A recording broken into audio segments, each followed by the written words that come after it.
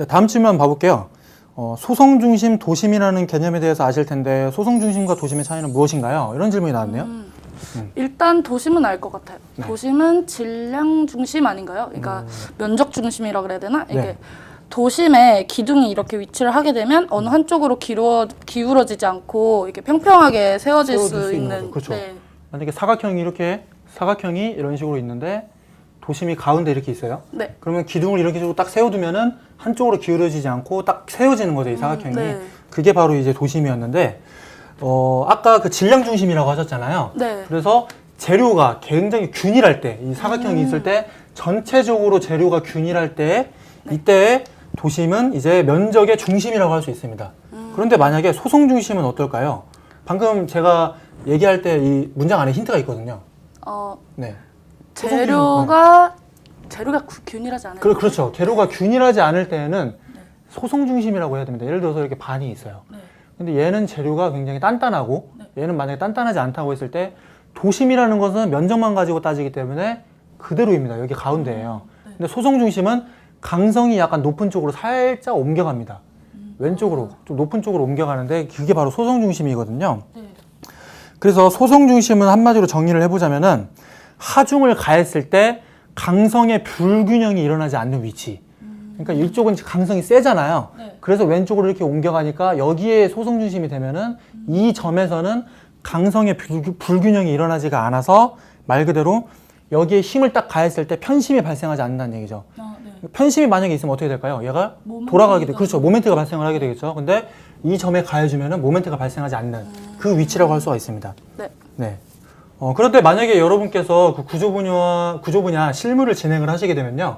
뭐 이런 게 있을 수 있어요. 합성 단면이 이렇게 있을 수 있는데, 막 CFT라고 해가지고, 바깥쪽은 이제 철골이에요. 철이고, 가운데는 이제 콘크리트로 네. 이렇게 쌓여져 있는 이런 게 있는데, 이런 식으로 그 강성이 지금 다르잖아요. 이 철이랑 콘크리트랑. 네. 근데 바깥쪽에 강성이 이렇게 있어가지고, 얘는 어느 축으로 보나 대칭이죠. 어차피 대칭이기 때문에 이런 경우는 도심과 소성 중심이 일치를 합니다. 네. 근데 이런 것처럼 한쪽으로만 쏠려 있다. 예를 들어서 철근 콘크리트. 네. 단철근이라고 한다면 밑에만 철근이 있죠. 네. 그럼 도심은, 이 사각형의 도심은 가운데일 거잖아요. 근데 아래쪽에 밑으로? 철근이 있으니까 소성 중심은 살짝 밑으로 이렇게 내려가겠죠. 네. 이렇게 될 수가 있습니다. 그래서 이런 식으로 생각을 하시면 됩니다. 네. 자, 이제 마지막 질문만 해보고 다음 차시에 또 이어서 해보도록 하겠습니다. 마지막 질문 볼까요? 주응력에 대해서 아는 대로 설명해 주시기 바랍니다. 주응력 수식도 알고 계시면은 적어주셔도 좋습니다. 이런 식으로 질문이 나왔네요. 네. 재료역학 시간에 주응력을 배웠던 것 같거든요. 네. 배우긴 배웠는데 리셋이 됐죠? 네, 네, 그렇죠. 당연히 지워졌겠죠? 네. 힘을 가했을 때 가장 크게 응력이 발생하는 곳이라고 네. 대충 그렇게 알고 있긴 한데. 중력 개념에 대해서 네, 뭐 네. 보통 뭐 주응력이니까 주된 네, 응력해서 네, 네. 응력이 좀 세다 이렇게 생각할 수가 있을 텐데 여러분께서 주응력의 개념이 헷갈리시면 이런 식으로 접근을 한번 해보시면 좋습니다. 만약에 콘크리트 기둥이 있어요. 기둥을 이제 옆에서 한번 바라볼게요. 이렇게 누워서. 네. 그러면 기둥이니까 얘는 축방향 힘이 이런 식으로 가해지게 되겠죠. 네. 이때 그러면은 얘가 이제 콘크리트 파괴가 된 겁니다. 힘을 이렇게 강하게 해서 파괴가 됐는데 얘가 파괴됐을 때 어떤 모양으로 파괴되는지 혹시 아시나요? 이렇게 대각선으로 파괴되는. 그렇죠. 이렇게 파괴되는 게 아니라 그 재료역학 막 책 같은 거 네네네. 보시면은 사진으로 나와 있는데 파괴가 이렇게 45도로 일어납니다. 그러면 왜 힘이 이 방향으로 가 있는데 왜 이렇게 가 있는지에 대해서 의문을 이렇게 품고 계시는 분들도 있었을 거예요. 네, 저도. 정원 씨, 왜 대각선일까요? 그냥 지금 생각해 보면은 네. 주응력이 예. 작용해서 그런 거 아닐까요? 그 아닌가요? 주응력이 뭔가 어느 방향으로 뭐 발생한다 뭐 이런 네, 식으로 좀 감을 네. 잡으실 수가 있겠는데 네. 정확히 얘기를 하자면은 전단 응력이 45도 꺾인 데에서 가장 크게 나오기 때문입니다. 네. 즉 45도 틀어졌을 때 전단 응력이 크다고 생각을 하시면 되는데요. 이 왜 45도에서 가장 크냐면은 이것을 그 주응력과 항상 연동해서 생각하시는 그 모어원이라는 네. 게 있습니다. 모어원과 연결을 해서 생각을 하시면 좋아요.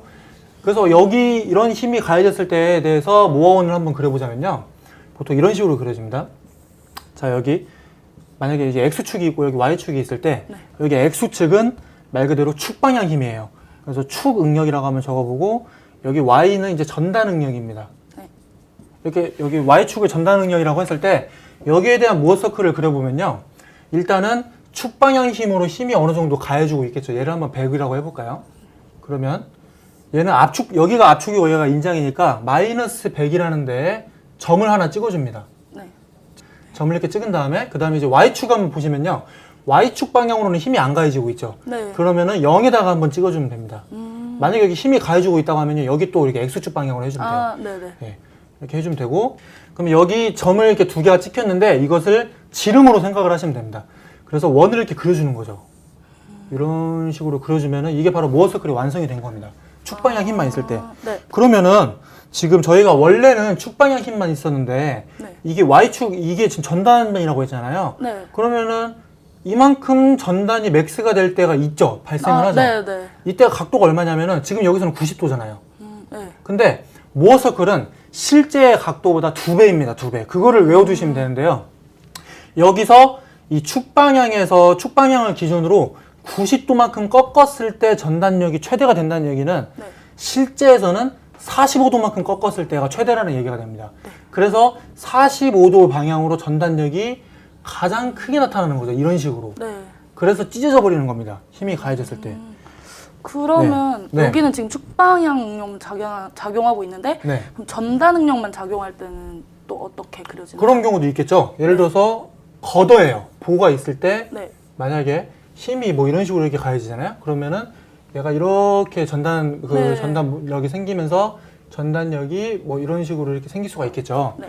이런 식으로 만약에 순수하게 전단만 있을 때는 어떻게 그리시냐면요. 자, 여기 X축이 이렇게 있게요. 전단축이 이렇게 있겠죠. 네. 그러면 이 전단력을 한번 100이라고 해볼까요? 얘를 좀 확대를 해보면요. 어떻게 나타나냐면 만약에 네모칸이 이렇게 있으면은 한쪽은 이렇게 나타날 테고 또 위쪽 방향으로도 이렇게 있는 거 아시죠? 네. 그래서 그 90도의 관계를 가지고 이렇게 전단력은 항상 X축과 Y축을 동시에 이런 식으로 그려지기 때문에 만약에 얘의 힘을 100이라고 한다면 그러면 여기에다가 100을 한번 찍어볼까요? 네. 100이라고 이런 식으로 찍어보고 그 다음에 90도 관계에 있는 것도 마찬가지로 100이라는 힘이 이런 식으로 가해지겠죠. 그렇기 때문에 얘는 얘랑 얘는 90도 관계니까 여기서는 180도겠죠. 180도. 네. 그래서 마이너스 100에다가 또 한번 찍어주는 겁니다. 지름 점을. 이런 식으로 점 두 개를 찍고 마찬가지로 원을 또 그리는 거예요. 그러면은 모어 서클이 이런 식으로 완성이 됩니다.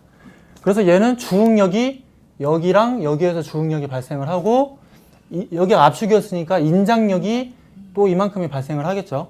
100이라는 힘으로 이렇게 발생을 하게 되고 모어 서클은 이런 식으로 그려지게 되는 것입니다. 이런 식으로 또 그릴 수가 있습니다. 그러면 지금까지 제가 순수하게 축력만 있을 때 한번 그려봤고 순수하게 전단력만 있을 때를 한번 그려봤는데요. 네. 이런 경우가 있을 수 있겠죠. 전단력도 있고 축력도 있고 네. 또는 축력이 이렇게도 발생하고 뭐 인장력이 이런 식으로도 또 있고 막 X축과 Y축 동시에 막 압축력과 인장력 이런 식으로 발생할 수도 있는데 거기에 대해서도 한 가지만 한번 그려보면요. 딱 하나만 마지막 그리고 한번 마무리를 해보겠습니다. 만약에 X축이 이렇게 있고 Y축, 전단축이 이런 식으로 있을 텐데 전단력과 축력이 동시에 발생을 한다고 하면 해봅시다. 그러면은 자 여기 전단력이 이런 식으로 있으면 이쪽 면 여기 면을 한번 뭐 A면이라고 한번 해볼까요? 그리고 이 면을 한번 B면이라고 해볼까요? 그러면은 A면을 기준으로 했을 때에는 축력 100과 전단력 100이 동시에 작용을 하고 있습니다. 그럼 압축력 100이고 전단력이 100이니까 만약에 뭐 아래쪽으로 한번 내려가 볼까요? 그러면은 마이너스 100, 마이너스 100에 점을 하나 찍어주는 거죠. 여기가 바로 A점이에요. A점. 그 다음에 B라는 축으로 갔을 때는 어떻게 되냐면 A와 B는 지금 90도 관계니까 모어 서클에서는 180도 관계라고 했었죠. 네. 그러면은 180도로 이렇게 간 다음에 B라는 점이 여기에 있는 거예요. 이렇게.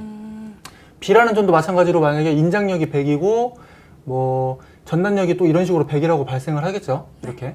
여기 이 그림처럼. 그러면은 점이 이렇게 찍어졌으니까 어떻게 원을 그리면 돼요? 원을 이런 식으로 크게 이렇게 그려주면 끝나는 겁니다. 그래서 이렇게 발생을 하는 거죠. 네. 그러면 여기 원에서 주응력이 어딜까요? 정아 씨. 주응력이요? 네. 가장 인장력이 크게 발생하는 곳은 여기가 압축이 여기가 인장일 때 인장력의 가장 큰 부분은 어디? 이렇게. 여기 끝, 네, 여기 네. 끝, 여기가 끝이에요, 여기 끝. 네. 여기가 바로 주응력이 되는 겁니다. 최대 인장력이 발생했을 때 주응력이니까 여기서 콘크리트가 인장파기 날 수가 있겠죠. 네. 뭐 이런 식으로 주응력이라고 해주면 되고 그러면 몇 도 각도에서 주응력이 발생하냐 그게 궁금하다고 하면요. 네. 이 각도를 재보는 거예요. 이 각도가 만약에 세타라고 한다면 네. 실제 구조물에서는 얘랑 얘가 두 배의 각도라고 했잖아요. 그러면 네. 여기서는 2분의 2분의 세타만큼의 네. 각도를 꺾었을 때 인장력이 가장 크게 나온다고. 네. 그런 식으로 또 그려볼 수가 있는 겁니다. 네.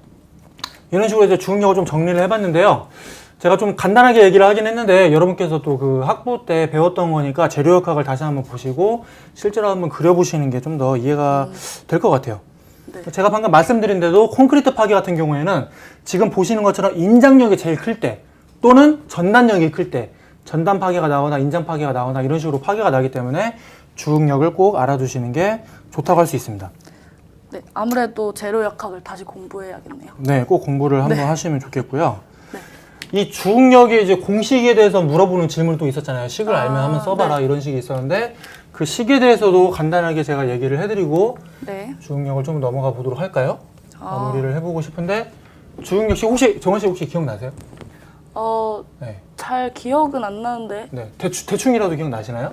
2분의 주응력이 시그마 1이라고 했을 때 2분의 만약에 여기가 시그마 x고 시그마 y가 y축이라고 네네. 하면은 시그마 x, x 플러스 시그마 y. 네. 더하기 루트 2분의 마찬가지로 이번에는 시그마 x에서 시그마 y를 시그마 빼주죠. y를 빼, 네. 빼주고 제곱하고 더하기 루트에 들어가 있는 겁니다. 공간이 없어서 그런데 네. 더하기 전단력의 전단력의 제곱입니다. 이런 식으로 여러분께서 이것까지 외워두신 다음에 만약에 면접장에서 주응력식을 한번 구해봐라 하면은 이런 식으로 써주시면은 되겠죠? 네. 그러면 콘크리트는 인장 파괴가 주응력 때문에 인장 파괴가 되는데 네, 최대 인장 능력이 네. 이렇게 나죠. 주응력이죠. 그럼 강제는 주응력으로 파괴가 되지 않나요? 네, 강제는 그 주응력을 사실 사용을 하진 않고요. 강제는 또 유효응력이라고 해서 그 폼미세스라는 사람이 개발을 했어요. 그거를 계산을 했는데 폼미세스 응력이라고 부르기도 합니다. 그거를 따집니다. 그 왜 그러냐면은 우리가 보통 콘크리트처럼 취성 재료의 경우에는 콘크리트는 압축이 강하죠. 그리고 인장이 약하잖아요.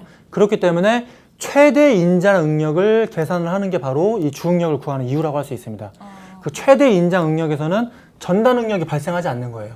지금 보시면 여기 이 주응력이 여기가 주응력일 때 네. 전단 응력이 없죠. 네. 위로 이렇게 올라가야 전단 응력이 네, 있잖아요. 맞아요. 네. 그런 경우인데 강제는 좀 달라요. 강제는 취성 재료랑 어떤 차이점이 있냐면 압축으로도 항복이 되고 인장으로도 항복이 됩니다. 네. 콘크리트는 인장만 봤으면 됐어요. 전단이라든지 뭐 그런 거를 잘 안 보는데 물론 전단 파괴 나긴 하지만 네. 대체적으로는 인장 파괴가 나는데 강제 같은 경우에는 압축으로도 항복이 되고 그 다음에 인장으로도 항복이 되기 때문에 그 압축이냐 인장이냐를 따지는 것이 아니라 전단과 압축과 인장이라는 조건을 모두 다 이용을 해서 유효응력이라는 걸 판단하게 됩니다. 네. 예, 여기까지 하자면 너무 복잡할 거예요. 막 학생들이 듣기에는 뭔 내용이야, 뭐 주응력도 헷갈려 죽겠는데 유효응력이 뭐야 이럴 수 있는데 네. 그냥 상식적으로 이렇게만 알아두시면 돼요. 콘크리트와 같이 취성 재료는 주응력을 쓴다. 여기까지 여러분께서 아실 테고, 네. 근데 강제는 좀 다르다. 유효응력이라는 게 따로 있다. 네. 그 정도만 알고 계시면 될 것 같아요. 네. 정말 네. 너무 많은데 다시 진짜 공부를 해야 될 것 같아요. 예, 그러니까 여러분께 그 원래 사실 이렇게 복잡하게는 사실 안 나올 것 같아요. 면접에 네. 이 정도까지 난이도가 높진 않을 것 같은데 혹시라도 높게 나오거나 그리고 여러분께서 또 앞으로 실무를 진행하시는데 도움이 될까봐 제가 좀 자세하게 알려드린 감이 있지 않아요? 없지 않아요. 네. 그렇기 때문에 좀 해봤는데 어쨌든 이제 여러분께서 실무 면접이나 필기 시험을 앞으로 또 준비를 해 두셨을 테니까 계속해서 재료역학과 구조역학들을 복습하시면서 공부를 해보셨으면 좋겠고요.